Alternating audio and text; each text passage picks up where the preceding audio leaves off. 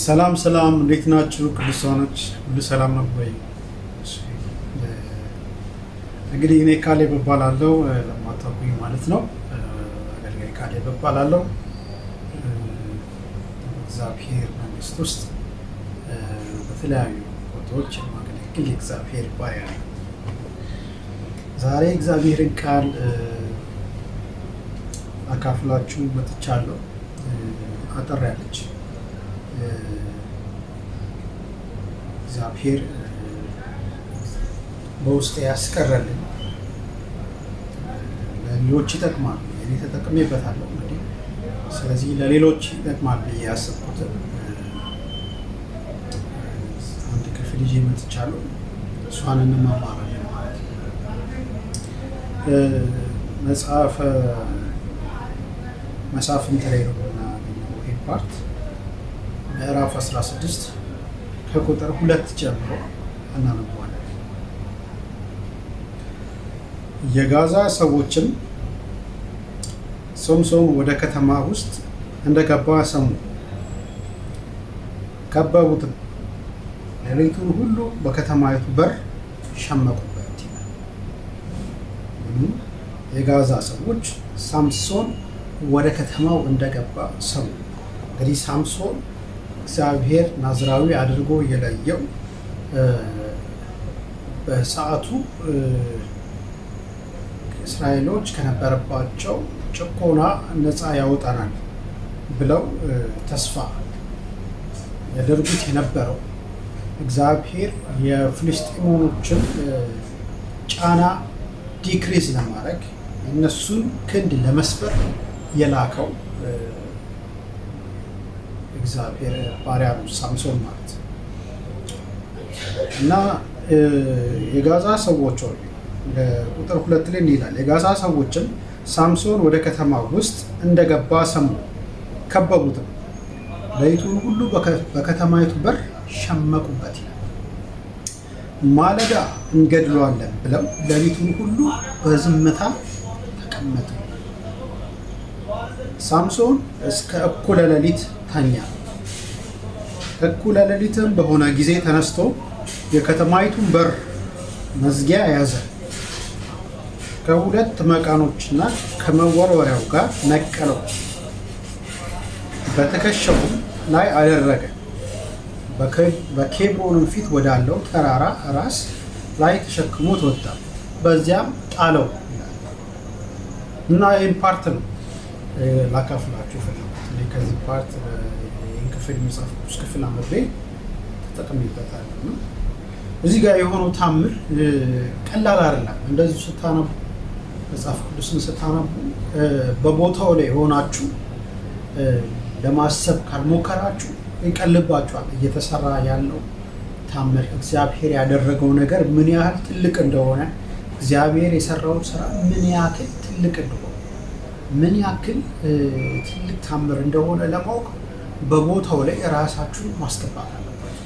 በዛ ቦታ ላይ ራሳችሁን ሳታስገቡ ዝም ብላችሁ የምታነቡት ከሆነ እንደ ማንኛውም ፊክሽን መጽሐፍ፣ እንደ ማንኛውም ኖርማል መጽሐፍ አንብባችሁት ስሜት ሳይሰጣችሁ ብላችሁ ታልፋላችሁ። ግን በቦታው ላይ ገብታችሁ ምን ማለት ነው ግን ይሄ እስቲ ብላችሁ ስታስቡት ግን የሚወራው ነገር በጣም የሚገርም ነገር መሆኑን አንደርስታንድ ማለት ትችላላችሁ። ስለዚህ እኔ ሳጀስት ማድረጋችሁ ሁልጊዜ እግዚአብሔር ቃል ስታነቡ ታሪኮች እዛ ላይ ያሉትን የእግዚአብሔር አገልጋዮች እዛ ላይ ሲያደርጉ የነበሩት ታምራቶች ሲያልፉበት የነበረው መንገድ ስታነቡት በቦታው ላይ ራሳችሁን ለማስቀመጥ አስቡ። ምን ያህል ትልቅ ነገር እንዳለ እግዚአብሔርን ስራ ምን ያክል በሰፊው ይለማመዱት እንደነበረ በተለየ መልኩ ማለት ነው። እግዚአብሔር ስራ በጣም ተገልጦ ይሰራ እንደነበረ መገንዘብ ትችላላችሁ። አሁን እዚህ ጋር ሳምሶን ተነስቶ ከእንቅልፉ ተነስቶ ነቅሎ የሄደው የሆነ ችግኝ አይደለም ወይ ደግሞ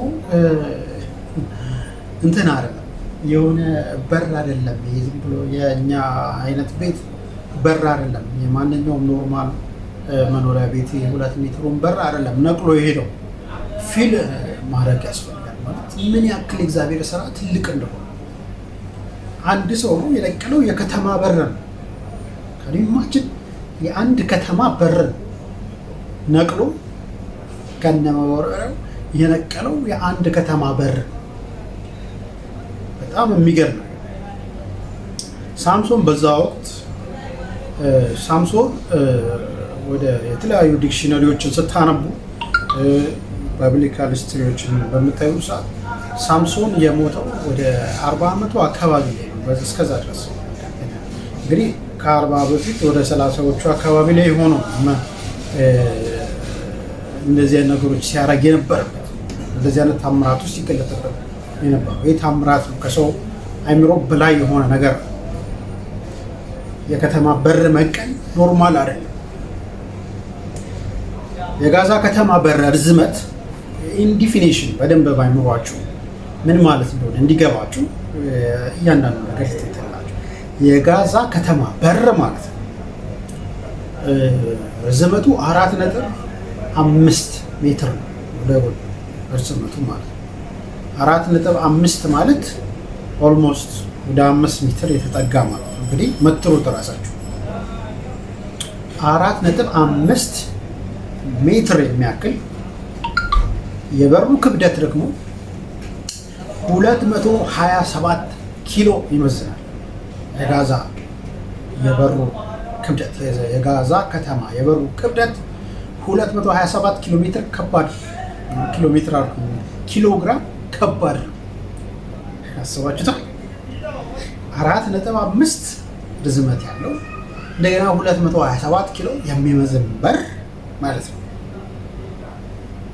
ከነ መወርወሪያው ነቀለው። ሳምሶን።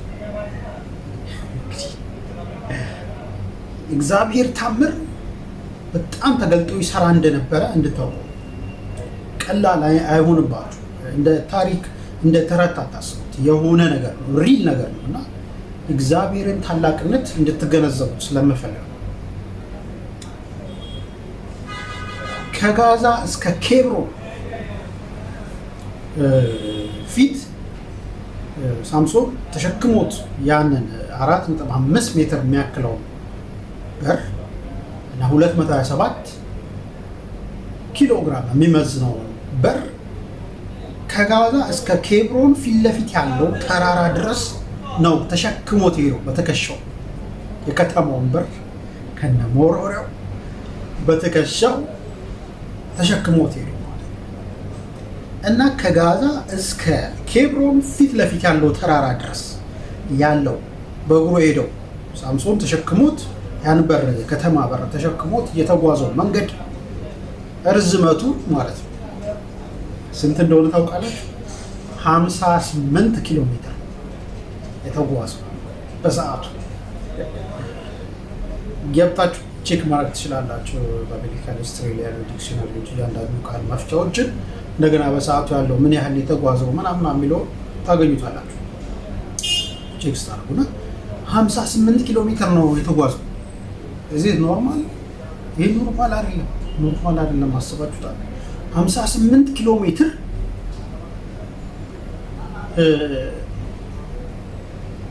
የአንድ ከተማ በር ተሸክሞ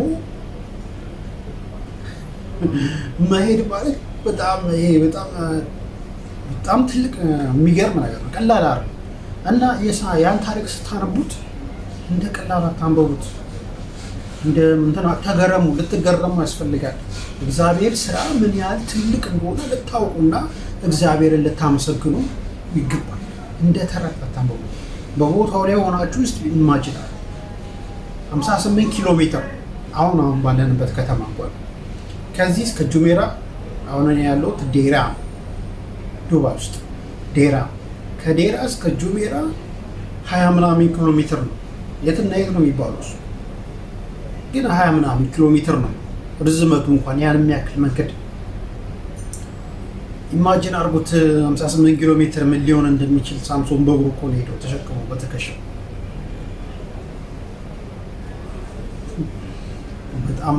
በጣም የሚገርም በጣም ማለት ከአይምሮ በላይ የሆነ ነገር እዚህ ጋር የሆነ ቀላል አይደለም።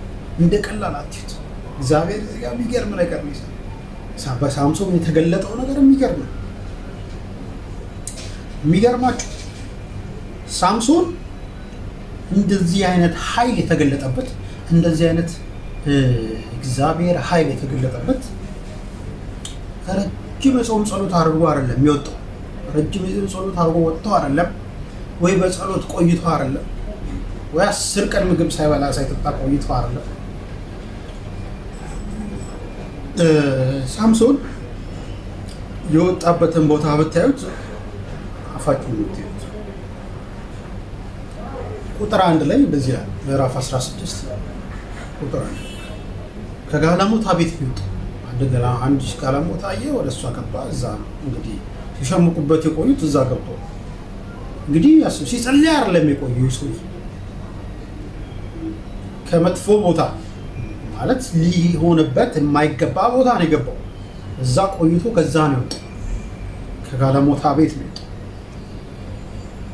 ከጋለሞታ ቤት ለዛው እስከ እኩለ ሌሊት ምን ተኝቶ ቆይቶ ነው የወጣው። ከዛ እንደዚህ አይነት ቦታ መጥቶ ነው እንደዚህ አይነት ታላቅ ኃይል በሱ የተገለጠው። ከነሞርወሪያው ነቅሎት ሄዶ ማለት ነው። ያን ያክል በር፣ የከተማ በር ትልቅ ነገር ነው። ቀላል አይደለም፣ ኖርማል አይደለም። እንደ ኖርማላት እንጂ የከተማ በር ነቅሎት ሄደ ላችሁ አንብባችሁ አትልፉት፣ አይታለፍም። ኖርማል አይደለም፣ ትልቅ ነገር ነው። የሆነ የሚገርም ነገር ነው እና ልትገረሙ እግዚአብሔርን ወይ የእግዚአብሔር ስራ ልትሉ ይገባል። በሰዓቱ ላይ ራሳችሁን አስቀምጣችሁ ልታስቡ ያስፈልጋል። ትልቅ ነገር ነው። አሁን ሳምሶን ይህን ሲያደርግ ይሄን የመሰለ ጸጋ ሲገለጥበት እንግዲህ በጸሎት ቆይቶ አይደለም እንዳልኳችሁ፣ የማይሆን ነገር ከማይሆን ቦታ ወጥቶ ከጋለሞታ ቤት ወጥቶ ሲጸልይ ቆይቶ አይደለም። አትጸልዩ እያልኩ አይደለም። ጸልዩ ግን ለማለት የፈለጉት እግዚአብሔር በአንተ ለመስራት ሲፈልግ ማለት ነው። እግዚአብሔር በአንተ ሊገለጥበት ሲፈልግ፣ እግዚአብሔር አንድን ታላቅ ነገር በአንተ ሊያደርግ ሲፈልግ ያንተን የጽድቅ ብቃት፣ ያንተን የቅድስና ኃይል፣ የኑሮ ስታይል ተማምኖበት ፐርፌክት ነው፣ ይሄ ጾመኛ ነው፣ ይሄ ቃሪያ ቃል፣ ይሄ የሚገርም ነው ብሎ ያሰባበክህን እንትን በቃ ተገርሞበት ይሄ ነው ብሎ መርጦ አይደለም። እግዚአብሔር ሊሰራበት ሲፈልግ እራሱን ነው የሚተማመነው። አንተ ሊሰራበት ላለው ነገር እራሱን ተማምኖ ነው አንተን ፒክ የሚያደርግ። ያንተ አስተዋጽኦ ምንም የለበት፣ 0%። እንዲህ ስለሆንክ እንዲያ ስለሆንክ አይደለም። በቃ ጀስት ፒክ ነው። እሱ ከወደደ ሊሰራበት ከመረጠ እራሱን ተማምኖ ሙሉ ለሙሉ ይሰራል። ካንተ የሆነ ነገር ምንም የለም፣ ሁሉ ከርሱ።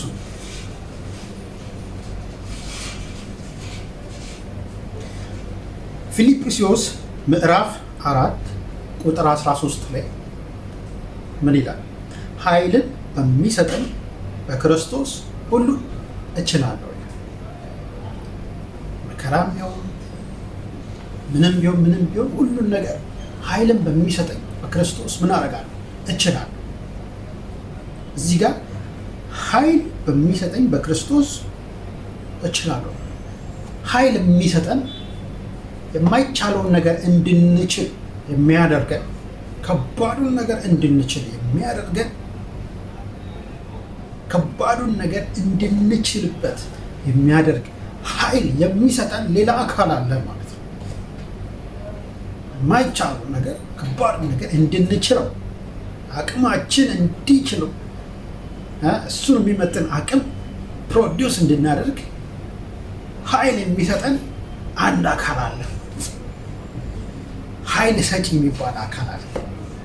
እሱ በሚሰጠን ኃይል ሪሲቭ አድርገን ሁሉን ነገር የምናደርጋለን እንችላለን ማለት ነው። እዚህ ጋር አስመሩበት። ኃይል በሚሰጠን በሱ ሁሉን እንችላለን። ሁሉ ሳምሶን ያንን 4.5 ሜትር የሆነ ርዝመት ያለው በር፣ የከተማ በር ከነመወርወሪያው ነቅሎ በትከሻው ይዞ ሲሄድ ያን የሚያክል ኃይል የሰጠው አካል አለ። ከእግዚአብሔር ነው ያን ኃይል የወሰደው እንጂ ሳምሶን ኖርማል ሰው ነው።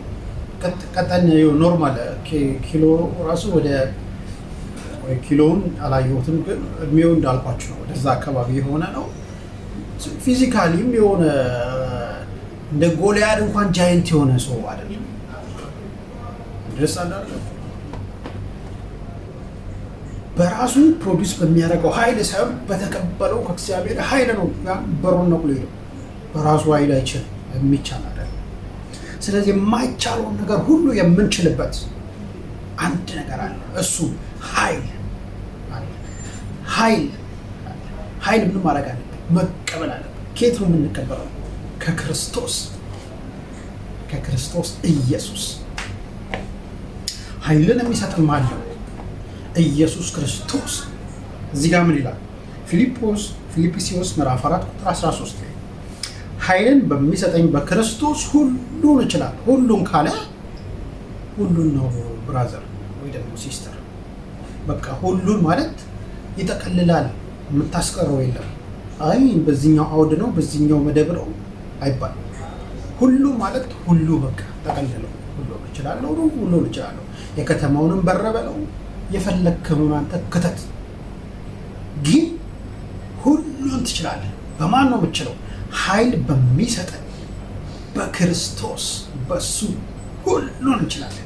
ኢየሱስ ጌታ አሜን። የማይቻለውን እንድንችል የሚያደርግ የማይቻለውን ነገር እንድንችለው የሚያደርግ ኃይልን የሚሰጠን አካል ኢየሱስ ክርስቶስ ይባላል። በእርሱ ሁሉን ነገር እንችላለን።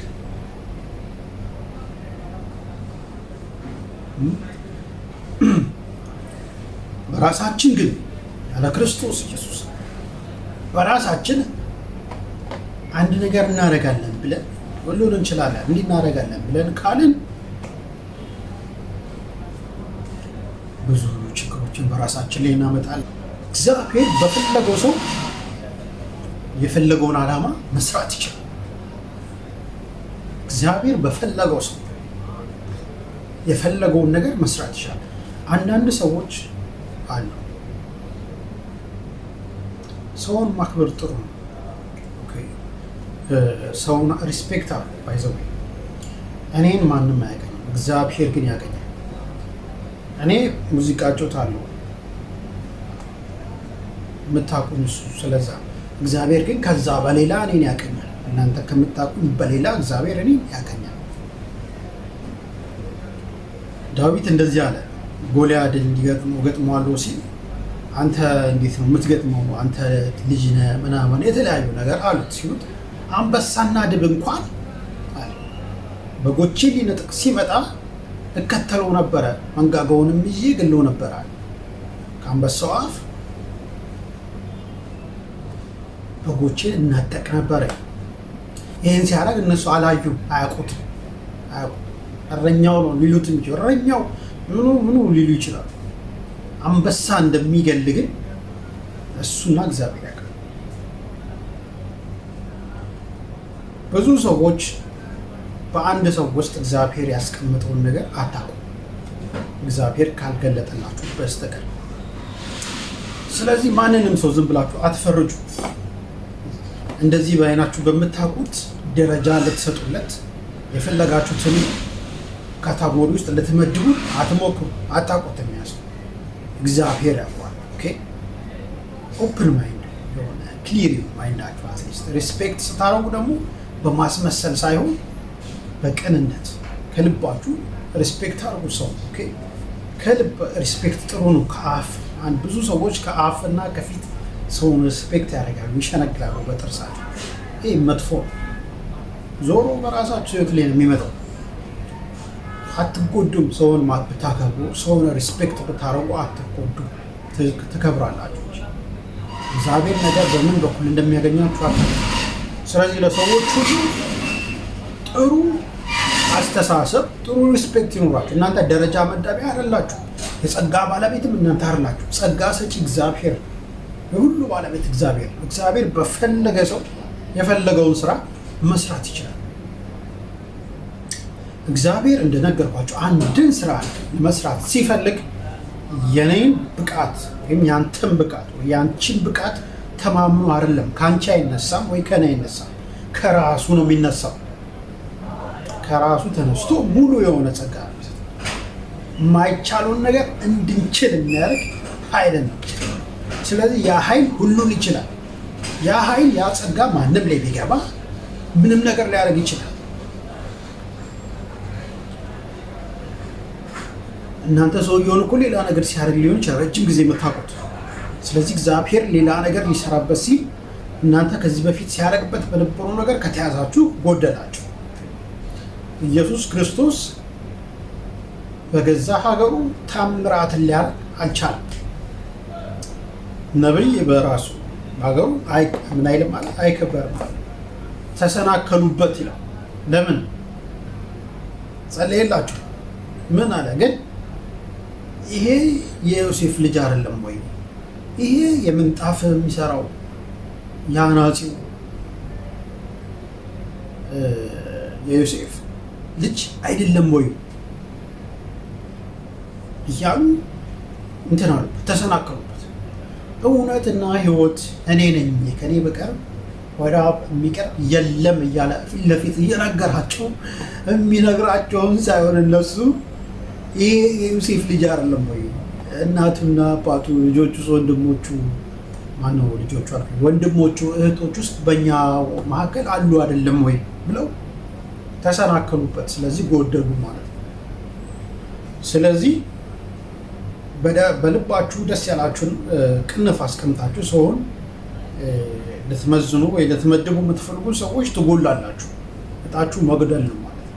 እግዚአብሔር በዛ ሰው ላይ ካስቀመጠው ክብር፣ በዛ ሰው ላይ ካስቀመጠው ጸጋ ትጎላላችሁ ማለት ነው። ስለዚህ እንዳጎሉ እንደ ሰው ሁሉ አክብሩ፣ ሪስፔክት አድርጉ።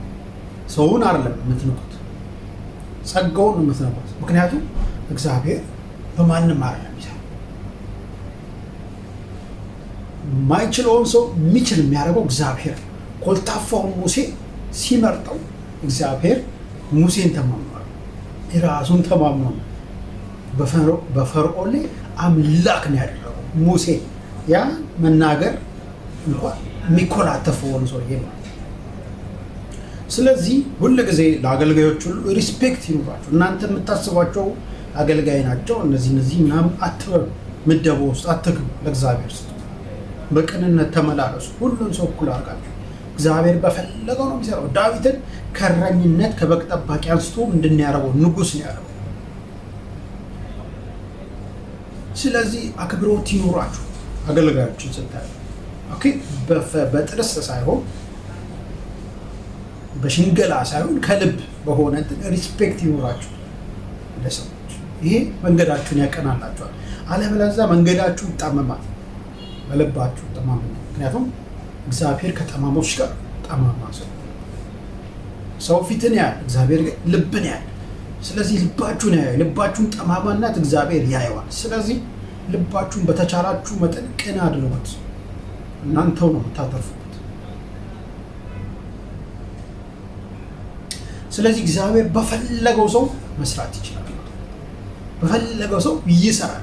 የሚሰራው የዛን ሰው ብቃት፣ የዛን ሰው የጸሎት ጉልበት፣ የዛን ሰው የህይወት ምልልስ፣ የጾም ጸሎት ጊዜ አወሳሰድ ተገርሞ ተደንቆ ሳይሆን መልካም ነው። መጾም ጸሎት ኤቭሪቲንግ መልካም ነው። በወርቱ ቀጥሎ ግን እግዚአብሔር ሰውን ሲመርጥ በሰውየው ብቃት ላይ ተመርኩሶ አይደለም።